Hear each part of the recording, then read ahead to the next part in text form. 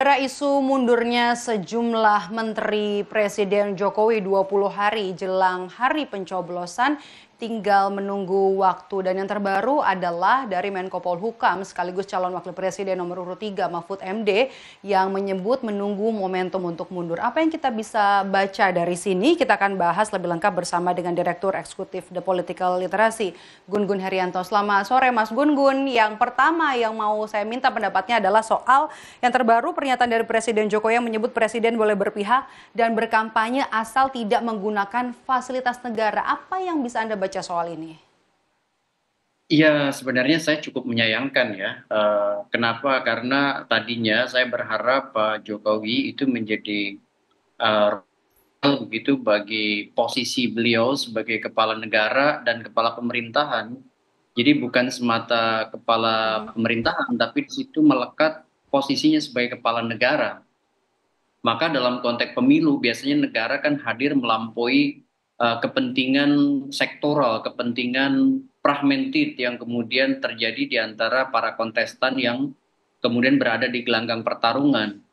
Eh, saya sih tentu agak sedikit khawatir ya, dan banyak juga menurut saya yang lain yang khawatir ya ketika misalnya presiden mengeksplisitkan diri begitu ya, boleh berpihak atau boleh berkampanye, maka akan muncul yang disebut dengan conflict of interest ya, terlepas dari langsung ataupun tidak langsung.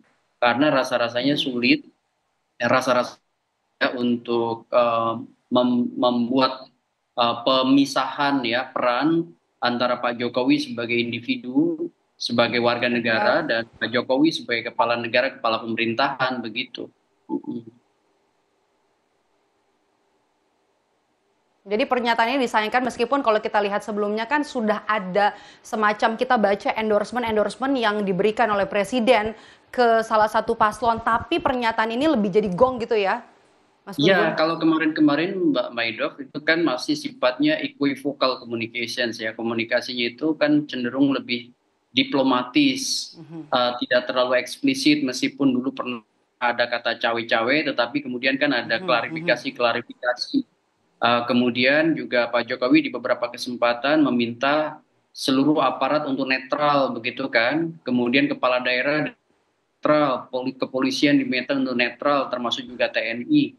Nah, sementara kan trust publik itu harus dibangun. Benarkah netralitas itu bisa mewujud gitu ya jika misalnya role model dalam konteks ini adalah puncak hierarki otoritas itu kan ada di Pak Jokowi. Kalau misalnya ada Presiden. sinyal ya kan sebagai presiden tentu. Ini saya pikir bahwa sulit kalau kemudian apa namanya instrumental conditioning istilahnya ya, atau pengondisian instrumental itu tidak terjadi dimulai dari istana, maka rembesan ke bawah dalam konteks birokrasi itu kan biasanya kemudian hierarkis ke bawah terus ke bawah kan begitu, dan itu bisa menjadi pernyataan itu bisa snowball gitu, apakah kemudian di bawah-bawah juga kemudian secara psikopolitis artinya keberpihakan-keberpihakan itu menjadi jauh Akan ikut lebih bergerak eksklusif. begitu ya? Itu maksud saya Pak Maido ya. Mm-mm.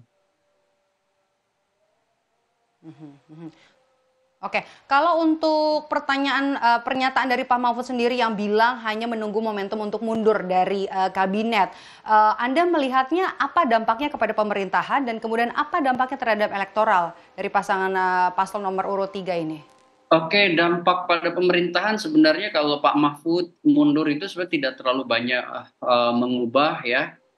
Meskipun tentu saya sih mengapresiasi kalau misalnya Pak Mahfud mundur sebagai bentuk tanggung jawab sosial politik begitu. Pertama sebagai kandidat tentu ya sulit pejabat publik ya apalagi selevel Menko gitu untuk melekat dengan segala macam protokoler yang tentu di dalamnya itu ada APBN begitu, termasuk juga banyak sekali fasilitas-fasilitas negara yang melekat, sehingga bagus kalau kemudian menteri ataupun Menko yang kemudian sudah menjadi kandidat itu mengundurkan diri untuk menghindari yang disebut dan konflik kepentingan.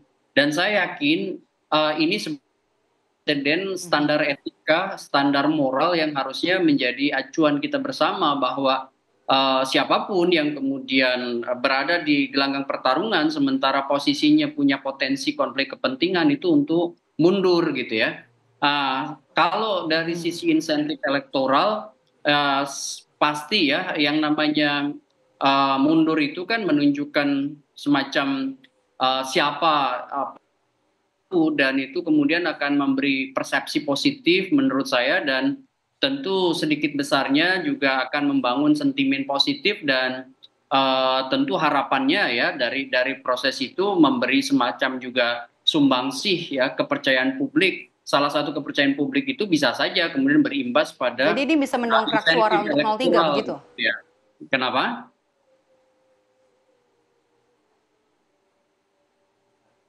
Ya, kalau misalnya mundur ya Mbak Maido, Mas Gun-Gun, jadi mundur Anda ini merasa langkah atau pernyataan Mahfud MD yang mengatakan akan mundur ini bisa menjadi pendongkrak suara untuk 03?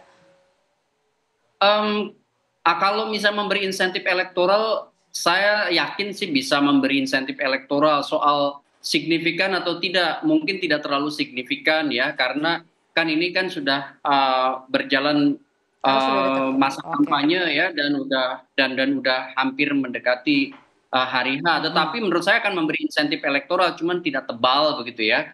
Tetapi yang paling menarik bagi saya sih kalau Pak Mahfud mundur, apakah beberapa menteri yang diisukan mundur itu kemudian terstimulasi atau tidak gitu ya.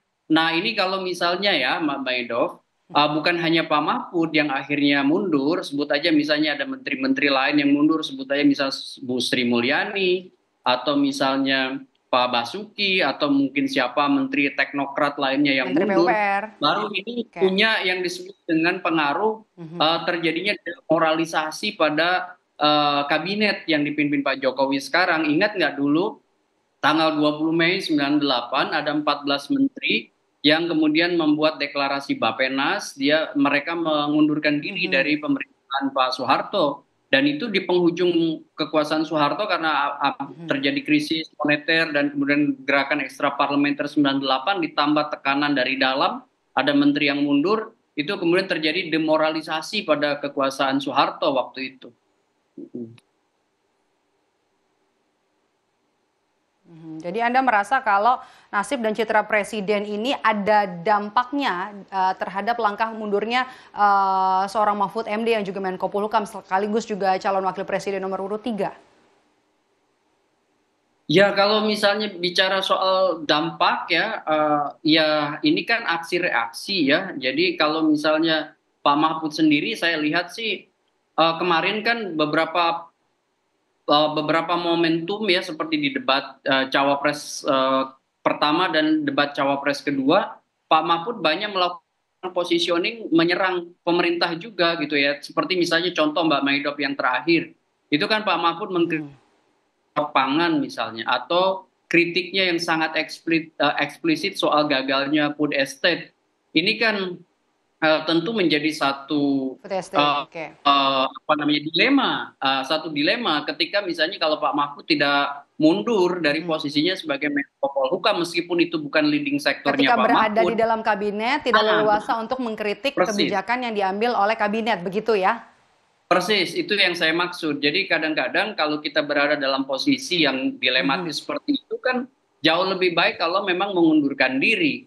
Nah kalau Pak Mahfud bisa saya pahami kenapa, karena posisinya dia mungkin selain tidak mau konflik of interest itu juga lebih leluasa kalau misalnya dalam beberapa pandangan, pikiran, program tidak lagi berada dalam satu pemahaman bersama dengan apa yang sekarang dilakukan oleh Pak Jokowi. Nah, berbeda konteksnya dengan menteri-menteri lain. Kalau misalnya ada beberapa menteri, sebut aja menteri teknokrat profesional mundur, itu saya yakin salah satu pemicunya adalah karena misalnya mereka merasa tidak lagi efektif dalam implementasi kekuatan politik jelang kontestasi 2024 karena selalu ada godaan menjelang pemilu itu apa Yang namanya terakhir singkat saja Mas Gun-Gun, itu kan kalau dari langkah mundurnya Mahfud MD ya, tapi Kalau untuk pasangan 02 sendiri, apakah juga perlu melakukan hal serupa untuk meraih simpati publik? Saya sih nggak yakin ya pasangan 02 karena merepresentasikan uh, keberlanjutan kan ya. Jadi rasa-rasanya mereka tidak akan mengundurkan diri. Mhm, Kenapa? oke. Karena ya bagaimanapun mereka merepresentasikan diri politik asosiatifnya justru dengan Pak Jokowi dengan pemerintahan saat ini gitu ya.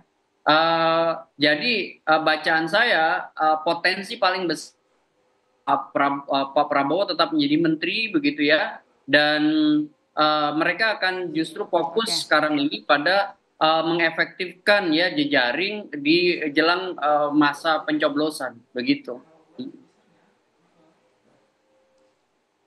Oke, baik. Terima kasih analisa Anda sore hari ini, Direktur Eksekutif The Political Literacy Gun Gun Herianto. Selamat sore, sehat selalu, Ya, Mas Gun selamat Gun. sore, Maido.